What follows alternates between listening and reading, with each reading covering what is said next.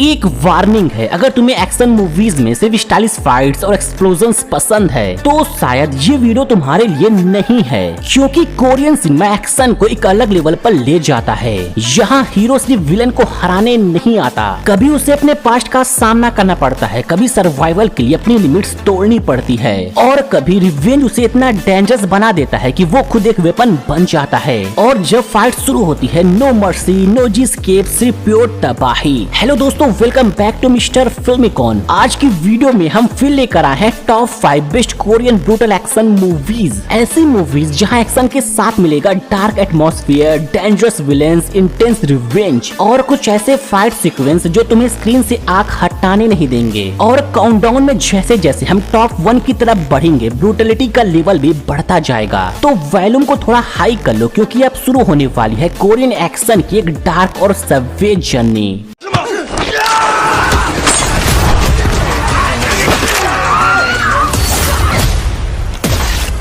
हमारी नंबर 5 की मूवी है अ मैन ऑफ रीजन। ये एक ऐसी मूवी है जिसमें action, revenge, crime, intense fights और गन बैटल्स का परफेक्ट कॉम्बिनेशन देखने को मिलता है। मूवी का मेन कैरेक्टर है सो होयोक। ये एक टाइम पर एक पावरफुल क्रिमिनल ऑर्गेनाइजेशन का मेंबर था, लेकिन जब वो जेल से बाहर आता है उसे रियलाइज होता है कि वायलेंस और क्राइम की दुनिया ने उसे बहुत कुछ छीन लिया है। अब वो सिर्फ एक नॉर्मल लाइफ जीना चाहता है, स्पेशली अपनी बेटी के साथ, लेकिन उसकी पुरानी क्रिमिनल आइडेंटिटी उसका पीछा नहीं छोड़ती। सो होयोक जिस ऑर्गेनाइजेशन का पार्ट था, उसका लीडर एक पावरफुल और रूथलेस क्रिमिनल है। वो चाहता है कि सो होयोक उसके लिए अभी भी काम करे, लेकिन वो डिसाइड कर चुका है अब वो किसी के लिए काम नहीं करेगा। सो होयोक को तोड़ने के लिए क्रिमिनल्स उसकी बेटी को किडनैप कर लेते हैं। अब उसके लिए सिचुएशन पर्सनल हो जाती है। अब वो अकेला अपनी बेटी को बचाने के लिए निकल पड़ता है, लेकिन उसके सामने ऑर्डिनरी क्रिमिनल्स नहीं होते, उसके अगेंस्ट ट्रेंड किलर्स और डेंजरस गैंग मेंबर्स हैं। अब मूवी में एक के बाद एक एक्शन सीक्वेंस स्टार्ट होते हैं। उसे डिफरेंट क्रिमिनल्स का सामना करना पड़ता है, कभी क्लोज कॉम्बैट फाइट होती है, कभी गन फाइट्स, कभी कार चेज। अब सवाल ये है, क्या वो अपनी बेटी को बचा पाएगा? ये सब जानने के लिए आपको इस मूवी को देखना पड़ेगा। तो अगर आपको कोरियन एक्शन, ब्रूटल फाइट्स और रिवेंज स्टाइल स्टोरीज पसंद है तो ये मूवी आपको जरूर पसंद आएगी। अब हमारी नंबर 4 की मूवी है हस्बैंड इन एक्शन। ये एक ऐसी मूवी है जिसमें आपको एक्शन, कॉमेडी, क्राइम और फाइट्स का एंटरटेनिंग कॉम्बिनेशन देखने को मिलता है। मूवी की स्टोरी का मेन कैरेक्टर है चोंग सिक। ये एक डिटेक्टिव होता है। उसकी लाइफ में उसकी जॉब सबसे इम्पोर्टेंट है। उसकी एक एक्स वाइफ होती है जो शादी कर लेती है। एक दिन चोंग सिक एक डेंजरस ड्रग ऑर्गेनाइजेशन के लीडर को अरेस्ट कर लेता है,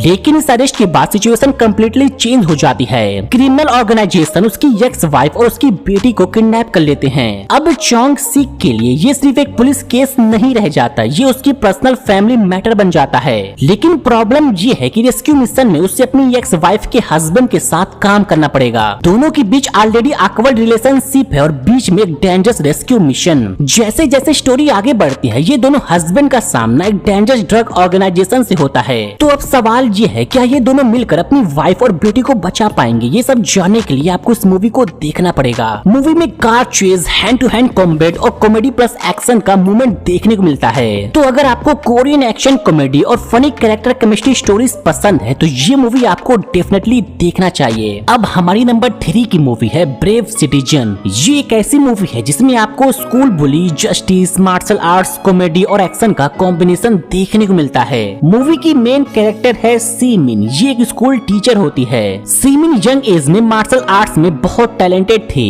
लाइफ में कुछ सिचुएशंस के बाद उसने फाइटिंग को साइड में रख दिया, लेकिन जिस स्कूल में वो काम करती है वहाँ सिचुएशन नॉर्मल नहीं है। स्कूल का एक स्टूडेंट होता है सू गैंग। उससे स्कूल के स्टूडेंट से लेकर कुछ टीचर्स तक डरते हैं। वो दूसरे स्टूडेंट्स को हैरेस करता है जो स्टूडेंट उसकी बात नहीं मानता। प्रॉब्लम ये है कि बहुत लोग उसके अगेंस्ट बोलने से डरते हैं। सीमिन सिचुएशन को इग्नोर करने की कोशिश करती है, लेकिन जब उसे रियलाइज होता है कि सू गैंग की बुली की वजह से एक इनोसेंट स्टूडेंट की लाइफ सीरियसली अफेक्ट हो रही है, तब उसके लिए चुप रहना डिफिकल्ट हो जाता है। उसके अंदर की ओल्ड फाइटर पर्सनालिटी धीरे धीरे वापस आने लगती है। तो अब सवाल ये है, क्या सीमिन ये सब रोक पाएगी? ये सब जानने के लिए आपको इस मूवी को देखना पड़ेगा। मूवी में मार्शल आर्ट्स और हैंड टू हैंड कॉम्बैट देखने को मिलता है जो काफी इंटरटेनिंग है। तो अगर आपको action, school, martial arts, revenge और स्ट्रॉन्ग फीमेल कैरेक्टर पसंद है तो ये मूवी आपको जरूर देखना चाहिए। अब हमारी नंबर 2 की मूवी है हंट। ये एक ऐसी मूवी है जिसमें आपको spy mystery, intense action, gun fights और अनएक्सपेक्टेड ट्विस्ट देखने को मिलता है। मूवी की स्टोरी 1980 के साउथ कोरिया में सेट है और इस समय कंट्री में पॉलिटिकल टेंशन बहुत हाई होता है।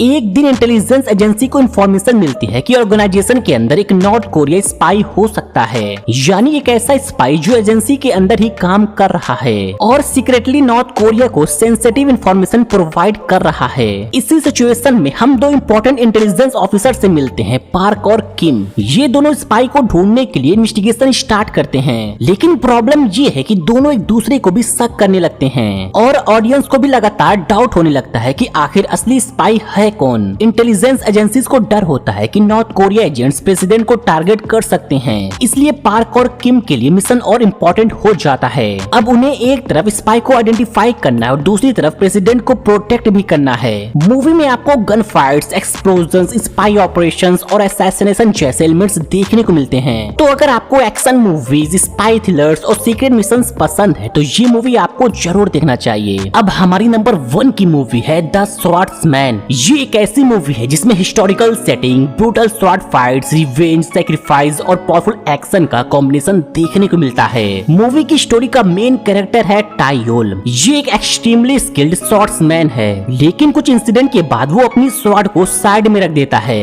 वो दुनिया और पॉलिटिक्स से दूर रहने लगा और उसके साथ होती है उसकी बेटी। टाइयोल की दुनिया बेसिकली उसके डॉटर के अराउंड ही है, लेकिन उसके डॉटर को अपने फादर के पास्ट के बारे में ज्यादा इन्फॉर्मेशन नहीं है। टाइयोल की पीसफुल लाइफ तब डिस्टर्ब हो जाती है जब एक पावरफुल ग्रुप उनके एरिया में आता है। उनका लीडर है ग्रुताई। ये एक जालिम और एरोगेंट वॉरियर है। ग्रुताई के लोग टाइयोल की बेटी को टारगेट करते हैं, तब टाइयोल अपनी बेटी को बचाने उनसे निकल पड़ता है और यही से मूवी का रियल एक्शन स्टार्ट होता है। वो दोबारा स्वॉर्ड उठाता है, लेकिन इंटरेस्टिंग बात ये है कि उसकी आंखें कमजोर होती हैं। वो ओपोनेंट्स की मूवमेंट, साउंड, टाइमिंग और इंस्टिंक्ट्स को समझकर फाइट करता है। मूवी में स्वॉर्ड फाइट्स को काफी इम्पैक्टफुल और ब्रूटल स्टाइल में प्रेजेंट किया गया है। स्वॉर्ड की स्पीड और close range combat scenes action lover को डेफिनेटली पसंद आएगा। तो अगर आपको historical action movie, samurai style sword fights और रिवेंज स्टोरीज पसंद है तो ये मूवी एक मस्ट वॉच है। तो गाइज ये थी हमारी top 5 best Korean brutal action movies की लिस्ट। इन मूवीज ने एक बार फिर से प्रूव कर दिया है कि कोरियन सिनेमा में एक्शन सिर्फ एंटरटेनमेंट नहीं, कंप्लीट एक्सपीरियंस होता है। ब्रूटल फाइट्स, रिवेंज, सस्पेंस और पावरफुल कैरेक्टर के साथ हर मूवी अपना अलग इम्पैक्ट छोड़ती है। अब कमेंट सेक्शन में बताओ इस पूरी लिस्ट में तुम्हारी फेवरेट मूवी कौन सी है, और अगर तुम कोरियन एक्शन के फैन हो तो अपनी 1 अंडररेटेड फेवरेट मूवी का नाम भी कमेंट करो। हो सकता है तुम्हारी रिकमेंडेशन नेक्स्ट वीडियो की लिस्ट में आ जाए। और अगर तुम्हें ऐसे ही ब्रूटल, डार्क और हिडन जेम मूवीज और सीरीज चाहिए तो वीडियो को लाइक करो, चैनल को सब्सक्राइब करो और बेल आइकन को प्रेस करना मत भूलना। मैं मिलता हूँ तुमसे नेक्स्ट वीडियो में, तब तक के लिए स्टे फेयरलेस, स्टे एंटरटेन्ड।